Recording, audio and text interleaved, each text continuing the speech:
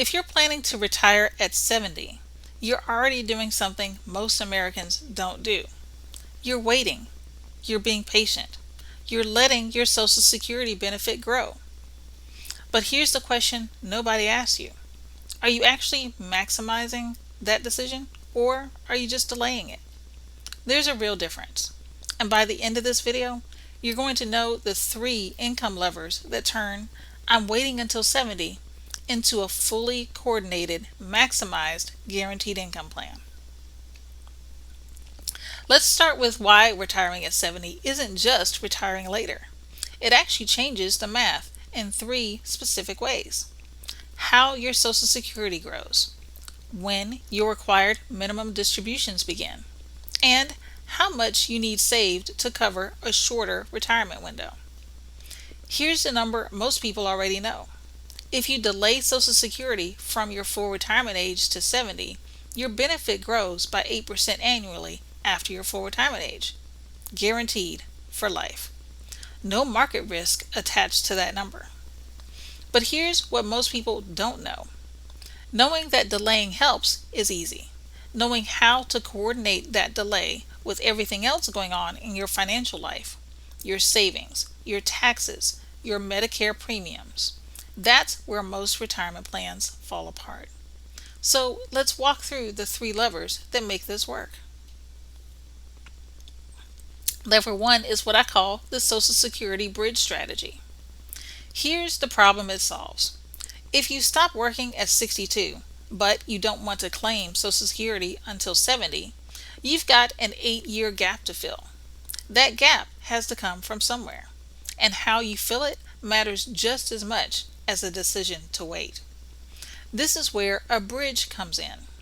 A bridge is simply a source of guaranteed or semi-guaranteed income that covers your expenses during those pre-70 years. So your Social Security check can sit there and grow completely untouched. Let me give you an example. David retired at 68. He didn't want to touch his Social Security yet, but he also didn't want to be fully exposed to the market for those 2 years before turning 70. So he used a portion of his portfolio, structured specifically to generate guaranteed income for that bridge period, to cover his living expenses. That let his Social Security benefit continue growing at 8% per year, completely separate from how the market performed. This is also exactly where a guaranteed income product, like a fixed index annuity with an income rider, can serve as that bridge.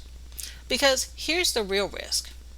If the market drops hard during those bridge years, and you don't have a guaranteed income source to lean on, a lot of people panic and claim Social Security early, permanently locking in a smaller check for the rest of their life, just because of bad timing. One quick note for married couples. This bridge strategy gets more layered when you're coordinating 2 Social Security benefits instead of 1. That's a deep enough topic that it deserves its own video, and I'll link that below if you want to go further into it. Lever number 2 is about how you think about withdrawing income once you're actually retired. Most people have heard of the 4% rule. The idea is simple. Withdraw 4% of your portfolio each year, and historically your money should last. It's a reasonable starting point, but it comes with an assumption baked in, that your portfolio will experience fairly consistent average returns over time. The problem is, retirement income doesn't get to wait for average returns. Your bills are due every single month, regardless of what the market did that month. If a downturn hits early in your retirement, right when you start taking withdrawals, that's called sequence of returns risk, and it can do real damage to a portfolio that looks perfectly fine on paper. So here's the alternative. I want you to think about an income floor. Instead of relying purely on withdrawal math, you build a floor of guaranteed income.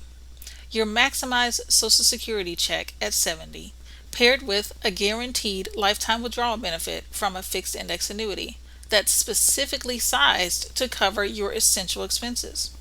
housing, food, healthcare, utilities, the non-negotiables.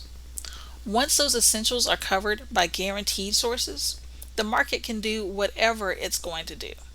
It only affects your discretionary spending, vacations, hobbies, extras, not your ability to keep the lights on. Carol is a good example of this. At 71, she had maximized her Social Security benefit, paired with an income rider covering the rest of her essential expenses. 100% of her must-pay bills were covered by guaranteed income. So when the market had a rough year, her lifestyle didn't change at all. That's the peace of mind an income floor is designed to provide.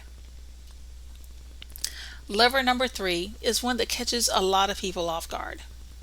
The tax planning window between age 70 and when your required minimum distributions, or RMDs, actually begin. Here's the detail most people miss. RMDs don't start at 70 anymore. Depending on your birth year, they start at 73. That means the years right around your 70th birthday can actually be a strategic tax planning window, a chance to do things like Roth conversions, or carefully sequence which accounts you draw from first, before the IRS forces your hand. But here's where it gets tricky, and this connects directly to Medicare.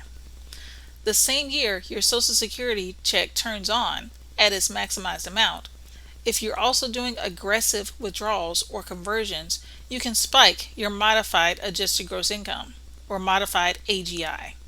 And a higher modified AGI can trigger IRMAA, which is a surcharge that increases what you pay for Medicare Part B and Part D. That surcharge isn't based on this year's income either. It looks back 2 years. So a decision you made at 70 can affect your Medicare premiums at 72. Here's how that played out for Linda. At 70, she worked with her advisor to stagger a Roth conversion before her RMDs were set to begin, rather than doing it all in 1 year. That smoothed out her taxable income instead of creating one large spike. As a result, she avoided crossing an IRMAA threshold in the very year her Social Security and her pension both started at the same time. That kind of coordination that turns a good retirement decision into a fully optimized one. So let's bring these 3 levers together. Lever 1, the Social Security bridge strategy so your benefit can grow untouched. Lever 2, an income floor that covers your essentials with guaranteed sources so market volatility only touches your discretionary spending. Lever 3, coordinating RMD timing and IRMAA thresholds so the same decisions that maximize your income don't quietly cost you more in Medicare premiums. Retiring at 70 only maximizes your income if all 3 of these pieces work together. Social Security growth alone isn't a complete plan. It's one piece of a bigger picture. And I'll also say this clearly because I think you deserve straight information. This approach isn't right for everyone. If you have health concerns that may shorten your life expectancy, or if you don't have enough set aside to comfortably bridge to age 70, claiming earlier may actually be the better move for you. There's no one-size-fits-all answer here. If you're considering retiring at 70 and you'd like to learn more, take a look at the free booklet called Retire Smart.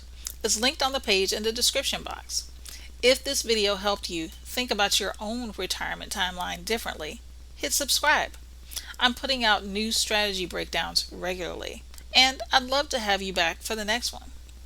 This is Retirement Security Simplified, where we specialize in turning confusion into confidence, one conversation at a time.